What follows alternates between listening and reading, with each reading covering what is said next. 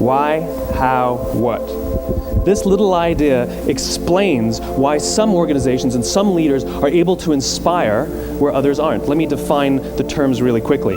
Every single person, every single organization on the planet knows what they do, 100%. Some know how they do it, whether you call it your differentiating value proposition or your proprietary process or your USP.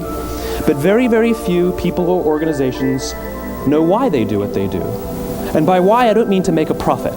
That's a result. It's always a result. By why, I mean what's your purpose? What's your cause? What's your belief? Why does your organization exist? Meaning and purpose. Dr. Viktor Frankl, the founder of logotherapy, concluded after a lifetime of research that we as human beings need meaning and purpose. We need significance. You need to know that you're doing something that's important. You need to know when you get up in the morning why you're getting up. You need to believe in what you're doing. You need commitment. You need involvement. You need dedication. You need excitement in life. So therefore, worthy goals and ideals are critical. And worthy goals and ideals, of course, that are consistent with your values. What we have found, unfortunately, is probably 80% or more of people have little or no values. They have no sense of direction. They just wander. They do whatever someone else wants them to do. And this is a major problem that contributes to unhappiness. Why do you get out of bed in the morning? And why should anyone care? Well, as a result, the way we think, the way we act, the way we communicate is from the outside in. It's obvious. We go from the clearest thing to the fuzziest thing. But the inspired leaders and the inspired organizations, regardless of their size, regardless of their industry, all think, act, and communicate from the inside out. Let me give you an example. I use Apple because they're easy to understand and everybody gets it. If Apple were like everyone else, a marketing message from them might sound like this. We make great computers. They're beautifully designed, simple to use, and user-friendly. Want to buy one? Meh. And that's how most of us communicate. That's how most marketing is done, that's how most sales is done, and that's how most of us communicate interpersonally. We say what we do, we say how we're different or how we're better, and we expect some sort of behavior, a purchase, a vote, something like that. Here's our new law firm. We have the best lawyers with the biggest clients. We always perform for our clients, do business with us. Here's our new car. It gets great gas mileage. It has, leather seats. Buy our car. But it's uninspiring. Here's how Apple actually communicates.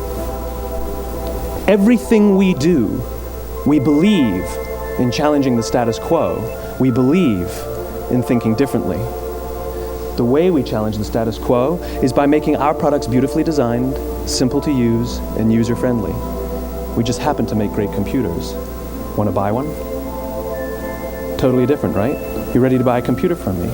All I did was reverse the order of the information. What it proves to us is that people don't buy what you do, people buy why you do it. People don't buy what you do, they buy why you do it. This explains why every single person in this room is perfectly comfortable buying a computer from Apple. Self-knowledge, self-understanding. What does this mean? Well, it means that you know and understand who you are, why you do the things you do, what makes you tick. It also means that you have self-honesty. It also means that you have the character and the courage to face yourself honestly and squarely. As Shakespeare said, warts and all. You have the honesty to face your strengths and weaknesses. You have the honesty, if you like, and the integrity to look into yourself to fully understand why you do what you do. What makes you tick? Dell came out with MP3 players and PDAs.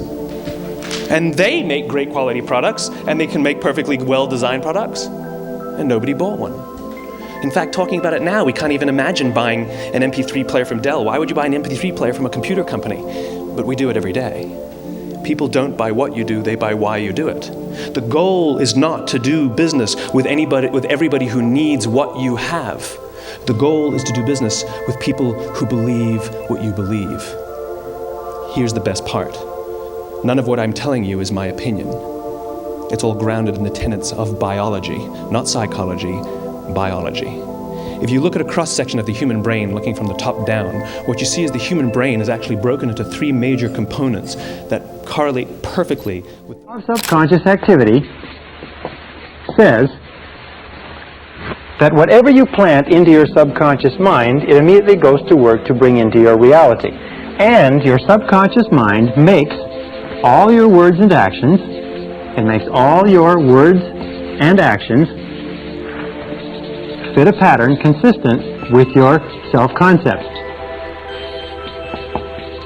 In other words, it keeps all your words and actions in a pattern, fit a pattern consistent with your self-concept, or consistent with all previous information that you have put in.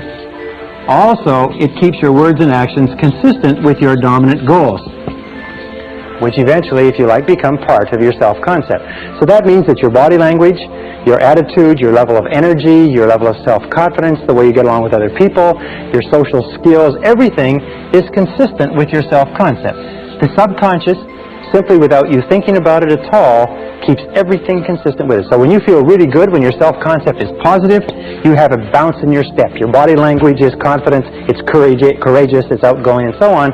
And when you feel negative, your self-concept is negative, and you will act in the same manner.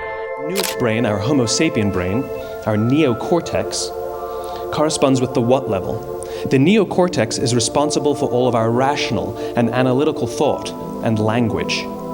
The middle two sections make up our limbic brains, and our limbic brains are responsible for all of our feelings, like trust and loyalty. It's also responsible for all human behavior, all decision-making, and it has no capacity for language. In other words, when we communicate from the outside in, yes, people can understand vast amounts of complicated information like features and benefits and facts and figures. It just doesn't drive behavior. When we communicate from the inside out, we're talking directly to the part of the brain that controls behavior, and then we allow people to rationalize it with the tangible things we say and do.